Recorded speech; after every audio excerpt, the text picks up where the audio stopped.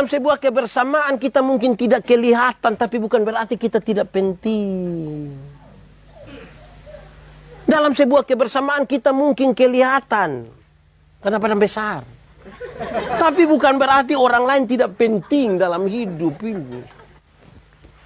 Semua menjadi sama di hadapan Tuhan Allah untuk satu kepentingan. Kepentingan kerajaan sorga yang mau kita taruh di situ. Tanda-tanda kerajaan sorga itu harus nyata di tempat di mana kita berada.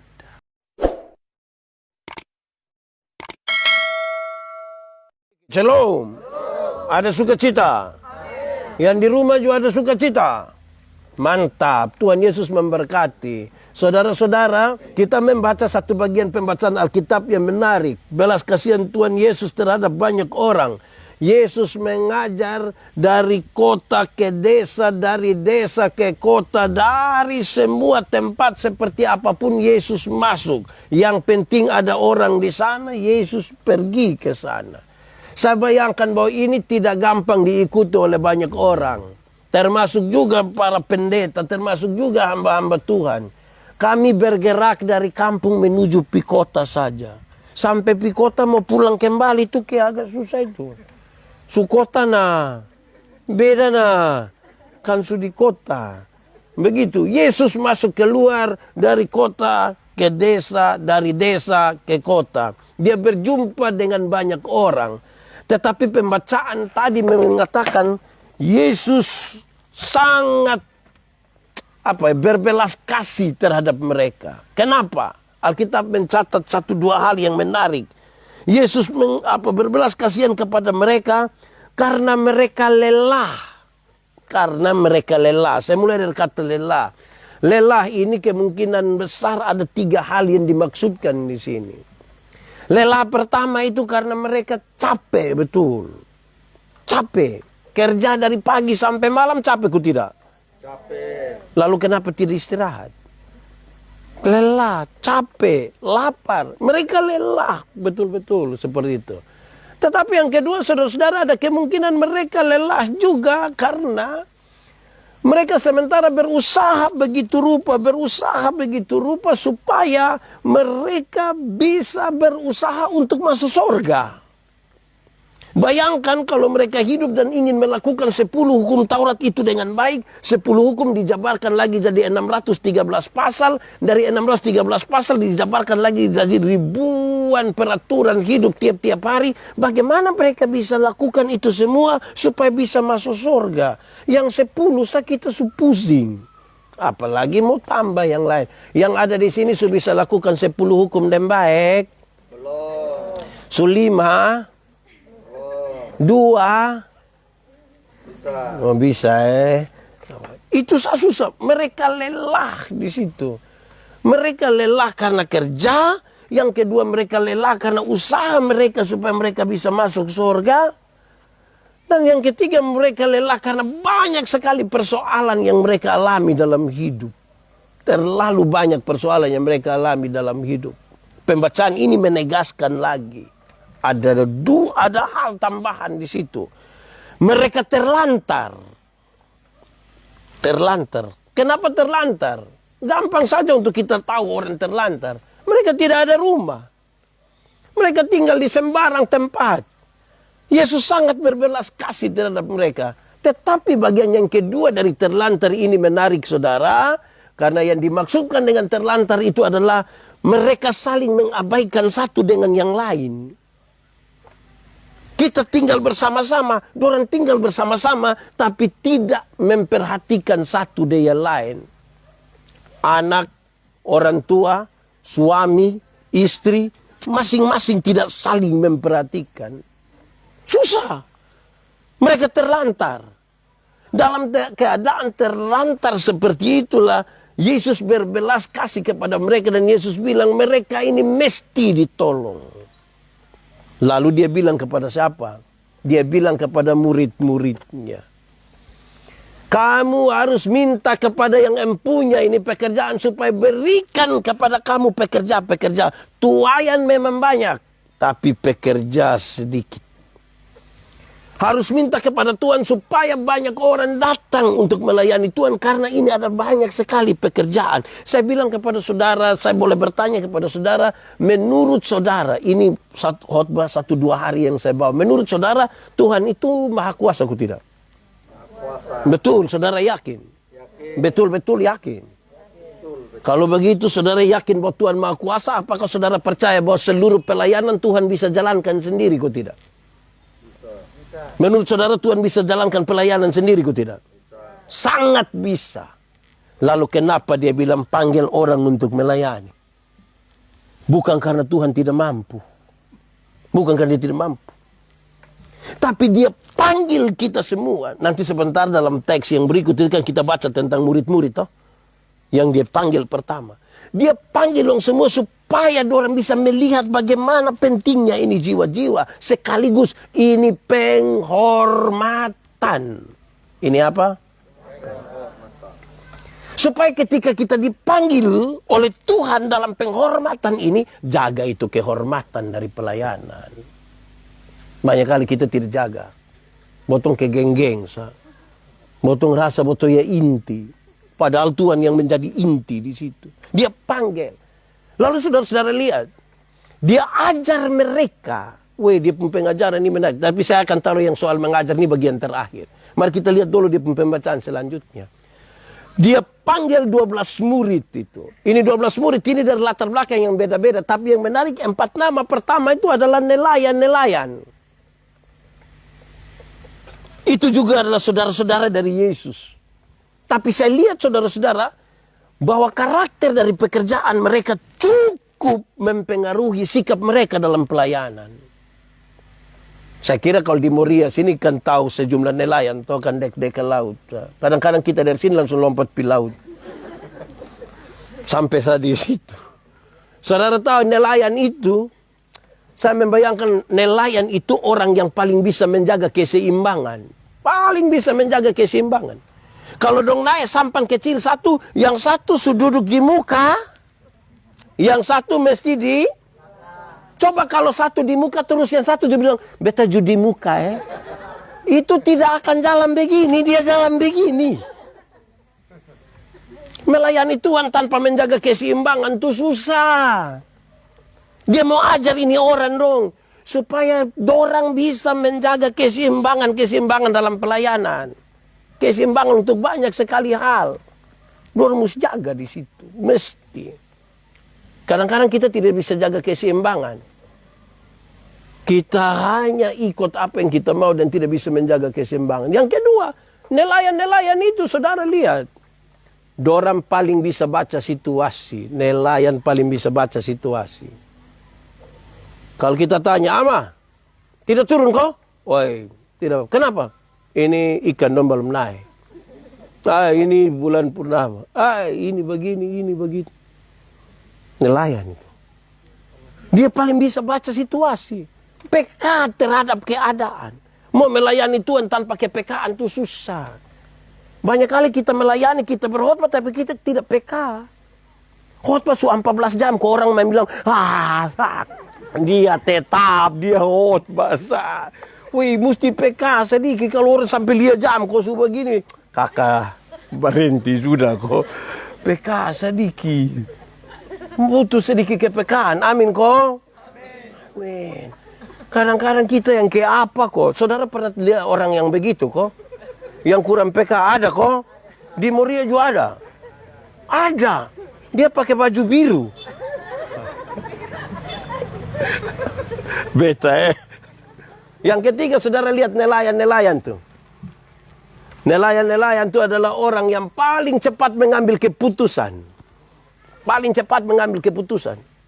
Katakanlah terjadi sesuatu di laut, dong paling cepat ambil keputusan. Tinggal 2 orang yang selamat dalam sebuah badai, tiba-tiba tinggal satu baju apa itu? Yang pelampung itu. Itu dong tidak lama pakai rapat. Tidak mungkin dong duduk kok rapat bilang, ini kita dua nih kira-kira kalau hidup, dia pakai untungan karmana, beta hidup karmana, lu pikir bapak dulu, aduh kawannya pikir, mati. Harus segera ambil keputusan untuk sebuah pelayanan. Tidak boleh dibiarkan terlalu lama. Nanti banyak orang mati. Mesti ambil keputusan. Kita ini kan yang paling bermasalah tuh keputusan. Dalam satu hari itu manusia ambil keputusan antara 300 sampai 1.500 kali keputusan. Dan itu semua berkonsekuensi ke masa depan. Siapa yang tidak mengambil keputusan itu akan susah sekali dalam hidupnya. Kenapa? Orang tua dulu bilang begini. Di satu waktu yang sama buru rusa 2 ekor sekaligus. Pasti tidak dapat. Harus ambil keputusan. Buru yang jantan atau yang jantan. Dua-dua jantan lah yang ada di situ. Harus ambil keputusan. Mana yang kita mau buru? Orang yang celaka di jalan itu yang paling banyak kena tabrak itu bukan yang buta. Tapi yang pura-pura buta. Yang buta itu sekali taruh dia buka kacamata dan dia putongkan, dia jalan langsung. Kita yang pusing dan silih dia. Yang pura-pura buta itu yang dia mau jalan soalnya. Jalan, ya, itu ya mati. Itu ya mati. Keputusan. 300 sampai 1.500 keputusan per hari itu punya konsekuensi ke masa depan. Contoh, bangun tidur. Mau langsung turun dari tempat tidur? Atau ame tambah kain panas kau tidur. Itu keputusan. Bangun tidur, mau berdoa dulu atau foto. Itu juga keputusan. Itu semua berkonsekuensi ke masa depan.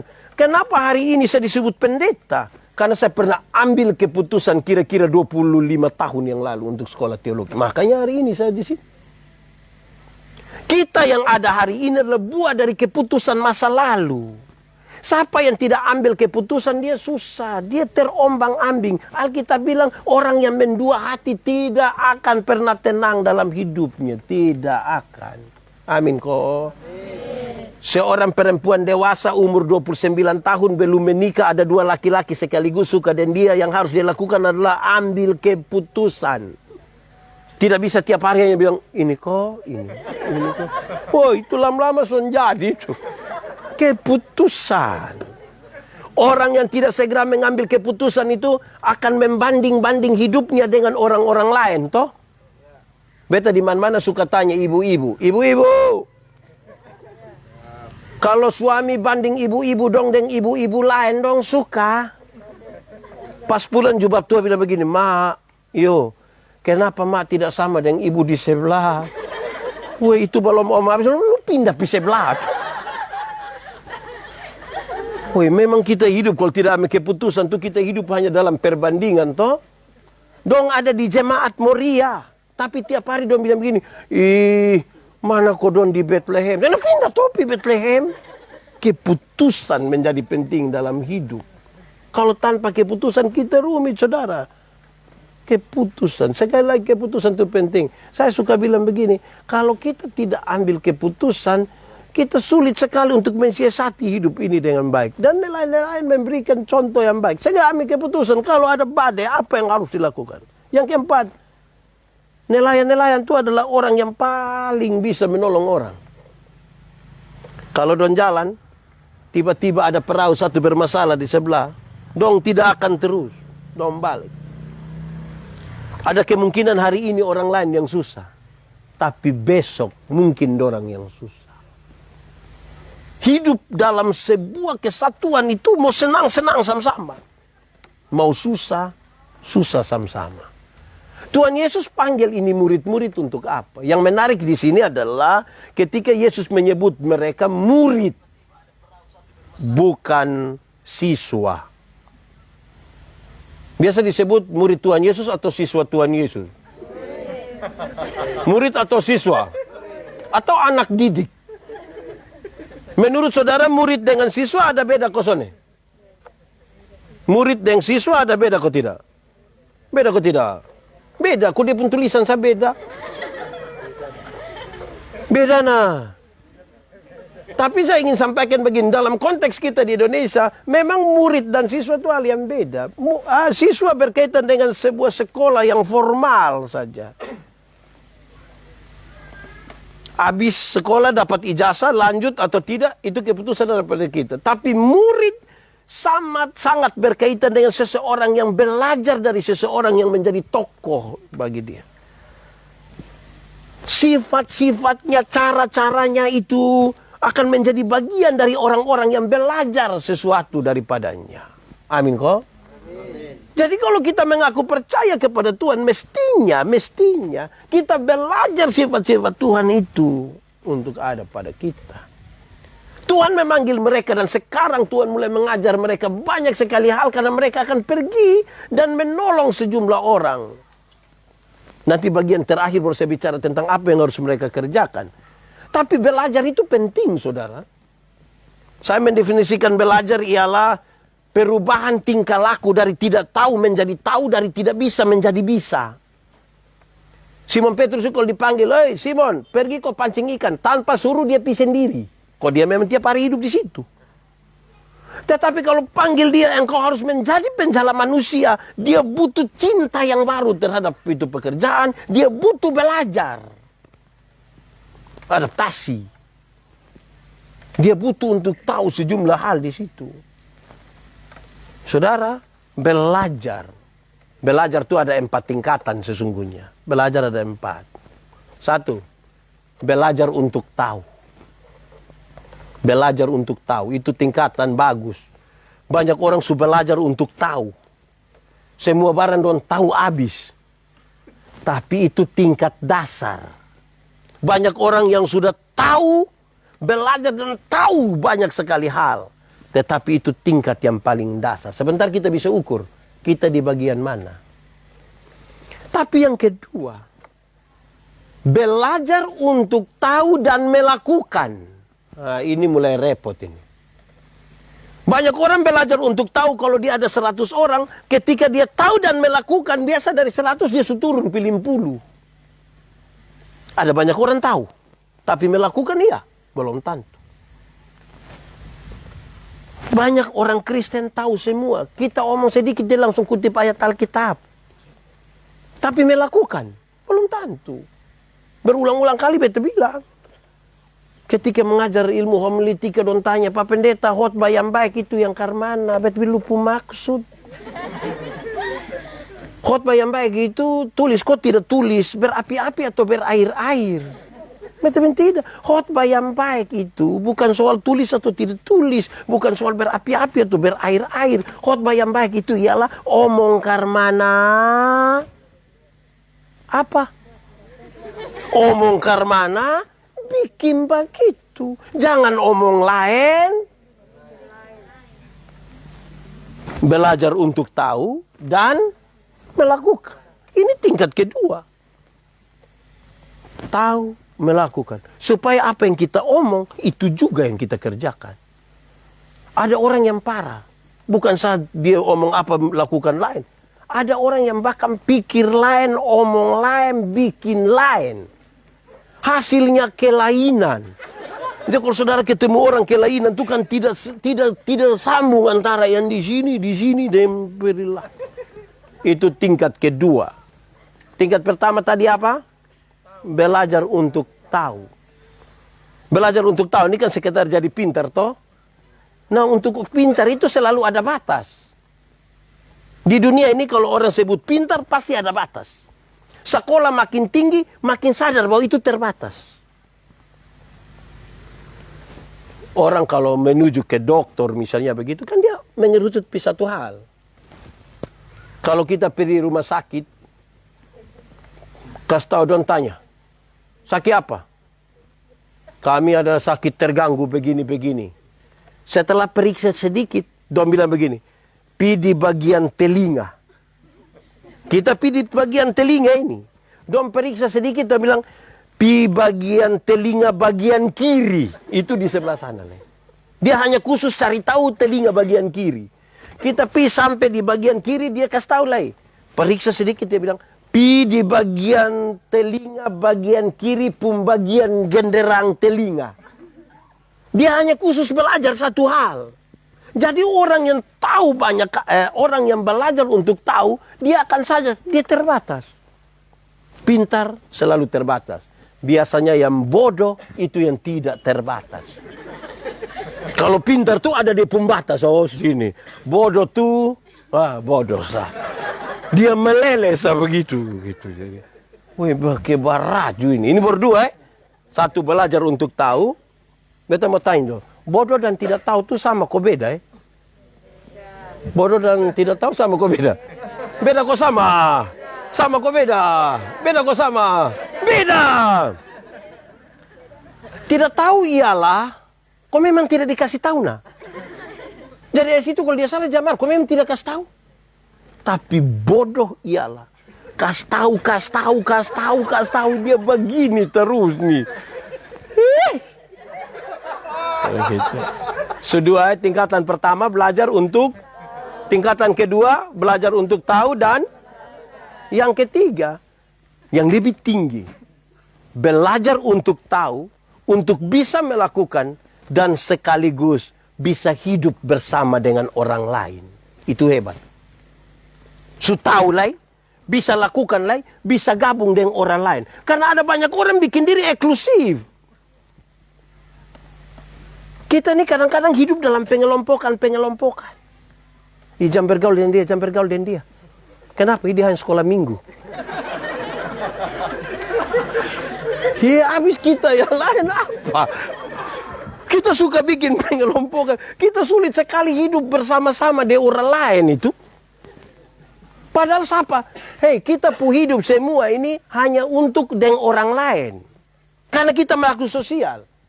Saya mau tanya saudara. Kita pu hidup ini, Tuhan sudah siapkan di alam semesta untuk kepentingan manusia toh. Dia siap semua, baru manusia diciptakan. Supaya manusia tinggal menikmati semua yang diciptakan. Artinya, kalau manusia tanpa alam semesta, dia biasa-biasa sah. Alam semesta tanpa manusia, dia biasa-biasa sah. Tapi kalau manusia ada baru alam semesta tidak ada, mati kok hidup. Mati. Pacuan kuda balari manusia bisa pinonton. Betul kok tidak? Tapi kapan manusia lari kuda datang nonton? Kan tidak ada. Tidak ada. Mana kalau pacuan kuda manusia bisa pinonton kalau tidak? Kapan kalau manusia lari juga kuda bilang, weh, manusia dong ada balari di sini, wah, kan tidak ada. Iya, ikan paus terdampar di mana? Namo saya, manusia bisa pinonton. Tapi kapan manusia mati? Terus ikan paus bilang, weh kawan dong, Paman Nobe ada masalah. Merbotompi tidak apa-apa. Jadi manusia ini Tuhan atur supaya dia tidak bisa sendiri. Hei, manusia mesti hidup dengan manusia. Jangan bikin diri inti, jangan bikin diri eksklusif. Kita pu hidup ini Tuhan atur untuk jadi berkat bagi orang lain. Bukan berpusat pada diri sendiri. Semua yang berpusat pada diri sendiri, itu Tuhan Allah tidak suka. Contoh, makan puji. Itu untuk diri sendiri atau untuk orang lain? Untuk diri sendiri. Tuhan Allah suka kok tidak? Tidak. Sombong. Itu untuk siapa? Untuk diri atau untuk orang lain? Tuhan Allah suka? Di sini ada yang sombong. Itu karena berpusat pada diri Tuhan tidak suka. Saudara tahu, bahkan untuk hal-hal prinsip dalam hidup, Tuhan atur itu untuk orang lain. Contoh, kita makan. Pernah makan kok tidak? Pernah makan kok tidak? Kita makan untuk kita pun diri atau untuk orang lain? Untuk siapa? Untuk siapa? Kita makan untuk siapa? Untuk orang lain. Saudara tidak percaya? Saya uji. Kami bapak-bapak yang sudah menikah, apalagi usia anak-anak masih kicik-kicik, baru ibu sakit, mulut pahit, tidak mau makan. Kita bilang, mama makan. Mama makan. Di mulut pahit. Mama makan. Mama tua tidak mau. Kalau kami suka habisan kata-kata, kami akan bilang begini, mama makan teh anak-anak dong masih kecil. Itu mam tua bangun tambah. Dia makan untuk kepentingan siapa? Orang lain. Mau itu anak dong ada mama baru. Dia makan kepentingan orang lain, saudara. Jadi siapa yang bilang? Kadang-kadang kita ini bermasalah. Saudara tahu, kita pakai pakaian ini untuk siapa sebenarnya? Kita ini pakai pakaian ini sebenarnya untuk siapa ini sebenarnya? Menurut saudara kita pakai pakaian untuk siapa? Untuk siapa coba? Untuk orang lain. Sebab kalau kita sendiri kan tidak pakai juga tidak apa-apa toh. Mau jalan-jalan saya tidak apa-apa. Hanya karena ada orang lain makanya kita pakai. Supaya orang ketemu kita dia bilang, kan tidak begitu. Jadi kita akan pakai pakaian untuk orang lain. Saudara-saudara, kita nih apa sih yang kita buat soalnya ada dimensi orang lain? Kan itu Tuhan panggil kita belajar untuk tahu, untuk bisa melakukan, sekaligus untuk bisa hidup dari orang lain. Bukan makin eksklusif. Saudara-saudara, kalau kita kurang bergaul dengan orang lain, itu yang biasa kita susah. Saya bayangkan saudara-saudara, ini hal susah karena apa? Kalau kita ada masalah di rumah, kita mati begitu. Kita pukawan yang pejabat-pejabat dong itu. Mau datang berapa lama? Paling-paling setengah jam. Paling lama tuh 1 jam tuh saya bilang, aduh Bapak Pendeta, aduh ini kita ada, aduh. Paling 1 jam. Yang duduk sampai pagi, yang pigali lubang, itu orang-orang yang kita tadinya anggap dong tidak. Dong yang duduk jaga kita. Bukan dong duduk biasa, sambil menyanyi. Melayani, lebih sungguh. Kopi belum keluar dong. Melayani.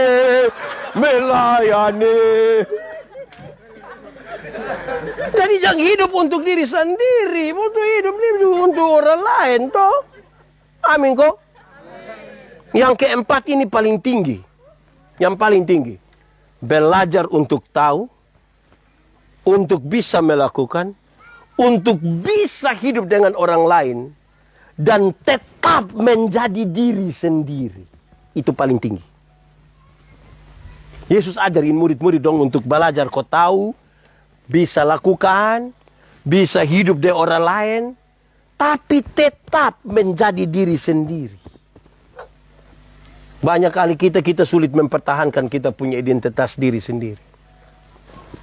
Banyak kali kita kehilangan identitas diri. Orang kalau kehilangan identitas diri, bagaimana dia bisa tahu karunia-karunia yang Tuhan kasih dia untuk kemudian menjadi berkat bagi orang lain? Kan susah.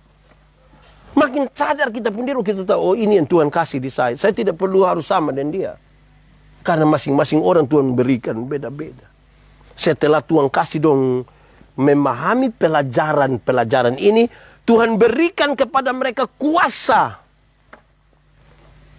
Kamu akan melenyapkan segala penyakit. Kamu tidak akan bawa penyakit. Tapi kamu akan melenyapkan segala penyakit. Kamu akan usir setan. Bayangkan. Saya khotbah, saya suka tanya, kita takut setan atau setan takut kita? Boleh jawab, kita takut setan atau setan takut kita? Atau kita dan setan bakas takut? Kadang-kadang kita kasih takut setan, kadang-kadang setan kasih takut kita. Yang benar mana? Yang benar mana? Kita kasih takut setan. Awas dia dengar.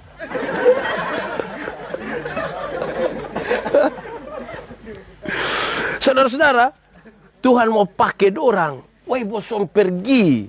Tapi pergilah dengan belas kasihan. Pergilah dengan belas kasihan. Kadang-kadang kita menolong orang tapi tidak dengan belas kasihan. Kadang-kadang kita tolong orang tapi tidak belas kasihan. Ada yang dia tolong orang itu untuk tolong kembali dia pun diri. Nanti singgah di rumah kok ambil itu buah dong ambil. Yang di kulkas ambil. Padahal yang dia maksud, ambil kok kalau busuk nah di lupu rumah, jangan di sapu rumah. Jadi dia mau kas pindah daripada kok kotor dia pun rumah lebih kas pindah. Ini tolong karmana. Kalau mau tolong. Bukan kas pindah bebander kita pisah belah. Itu ke karmana koang. Kadang-kadang kita tolong orang tanpa belas kasihan. Padahal Yesus ajar kita kalau mau tolong orang, tolonglah dengan berbelas kasih. Karena Yesus penuh dengan belas kasihan. Dia selalu peduli dengan orang lain. Wih, Tuhan peduli dengan kita, baru kita pun saling tidak peduli. Ini anak-anak muda dong justru satu. Perkembangan zaman bikin dong ini kok kalau dong sepakai memang itu headset itu. Dulu deh orang tua dong rasa tidak ada orang tua. Dong sama kayak baru lari dari rumah sakit. Bawa ini selang infus dong tertempel di sini semua. Bosan kira bosan nanti hidup sendiri. Woi. Tuhan ini atur kok bagaimana kita bisa jadi berkat di orang lain, hidup bersama-sama dengan orang lain, tapi tetap menjadi diri sendiri. Selama kita tidak menjadi diri sendiri, kita akan sibuk dengan orang lain. Kita akan jadi sibuk dengan orang lain. Saudara-saudara, ini yang menarik dari ini murid-murid ini adalah ada dua nama yang disebutkan di situ. Satu, Lewi pemungut cukai. Dan yang kedua, Simon orang Selot. Ini dua nama menarik di antara para murid. Kenapa? Ini orang suku Lewi, tapi dia pemungut cukai. Bagaimana kisah seorang pemungut cukai? Pemerintah Romawi takser satu tempat punya pendapatan.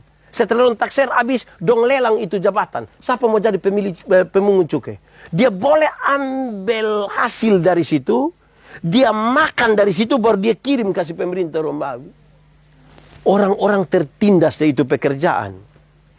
Pajak terlalu mahal. Baru dia makan lagi dari kita. Dia pikas hidup orang Romawi. Yang lebih parah dia sebut nama Lewi lagi. Baru pemungut cukai. Orang marah. Yang kedua Simon orang Selot.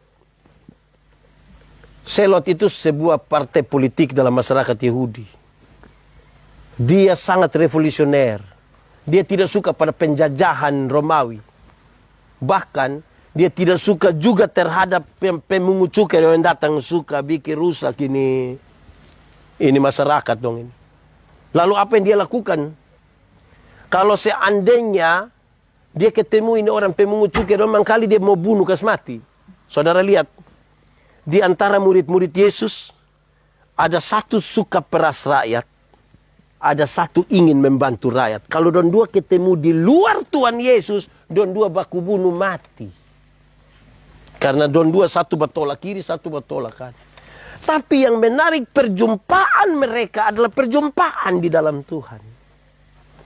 Yang membuat mereka yang tadinya bertolak belakang bisa bersatu di dalam Tuhan. Kepentingannya apa? Kepentingannya kerajaan Allah.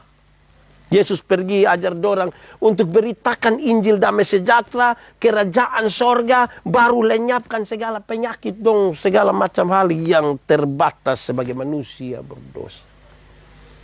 Saudara, ini terlalu penting dan terlalu serius bagi kita semua. Kenapa? Karena ketika Tuhan memanggil murid-muridnya, itu murid-murid dong karakter itu mewakili botong semua. Ada yang pendiam. Ada yang ke Simon Petrus agak cerewet sedikit-sedikit dia bangun. Sedikit-sedikit dia omong. Tapi semua itu bisa bersatu. Saya omong di mana-mana persekutuan jemaat itu saudara adalah sebuah persekutuan seperti kita makan kolak itu. Tahu kolak? Pernah makan kolak? Nah, kolak terdiri dari apa? Ubi, pisang, santan, gula. Sudah jadi dia pun nama? Waktu sudah jadi kolak kita makan pisang masih rasa pisangku tidak? Masih. Tapi ada cita rasa baru yang ditambahkan sebagai bagian dari sebuah persekutuan. Dong bisa sama-sama. Tidak ada upaya untuk saling menghilangkan satu dengan yang lain. Bisa bersama-sama. Dong bisa berkumpul di satu panci. Yang kemudian dia pun nama kolak. Saya tetap timur, ada yang roti, ada yang sabu, ada yang Jawa, ada yang Sumatera, ada yang Jakarta, yang Padang, Batak teh. Tapi kita semua bisa sama-sama. Sebagai bagian dari sebuah persekutuan, toh tidak ada upaya untuk saling menghilangkan. Kita bisa bersama-sama. Tidak ada yang bikin diri inti di situ. Saya suka bilang, jangan kelola persekutuan itu sama kayak minum kopi. Tahu kopi? Pernah minum kopi? Nah, kopi terdiri dari apa? Dari apa? Gula, kopi, air panas. Sujadi dia pun nama? Nasi yang lain pun nama. Kopi ini kayak apa kok? Kita semua menama Musdia. Kita semua menama Musdia. Dia terlalu egois itu. Saudara pernah lihat tembok? Pernah lihat tembok? Yang mana, cow? Oh iya, yang ini. Tembok terdiri dari apa? Batu, pasir, semen, air. Kalau dia sujadi putih begini nih, pasir kelihatan. Nah kalau dia tidak kelihatan, nah kita sepakat garubuan dia pun pasir. Bisa. Dalam sebuah kebersamaan kita mungkin tidak kelihatan, tapi bukan berarti kita tidak penting. Dalam sebuah kebersamaan kita mungkin kelihatan, karena badan besar. Tapi bukan berarti orang lain tidak penting dalam hidup ini. Murid-murid itu tidak ada satupun yang bisa bikin diri inti di situ. Semua menjadi sama di hadapan Tuhan Allah untuk satu kepentingan. Kepentingan kerajaan sorga yang mau kita taruh di situ. Tanda-tanda kerajaan sorga itu harus nyata di tempat di mana kita berada. Tuhan mau supaya ini jiwa-jiwa yang terlantar dong ditolong. Tadi saudara lihat 3 kelelahan pertama yang saya bilang. Mereka lelah secara fisik. Mereka lelah karena masalah yang mereka hadapi. Yang ketiga, mereka lelah karena berusaha semampu mereka untuk melakukan hukum Taurat supaya bisa masuk surga. Mana bisa jadi? Yesus mempikas tahu sendong tentang Injil damai sejahtera. Bahwa kamu kalau nanti kemudian diselamatkan bukan karena kamu, tetapi karena kasih karunia dari Tuhan bagi kita. Saya kira biar itu menjadi bagian yang penting bagi kita semua. Kalau saudara merasa diberkati, bagi untuk saudara-saudara yang lain. Biar mereka menjadi bagian untuk kita semua. Tuhan memberkati kita.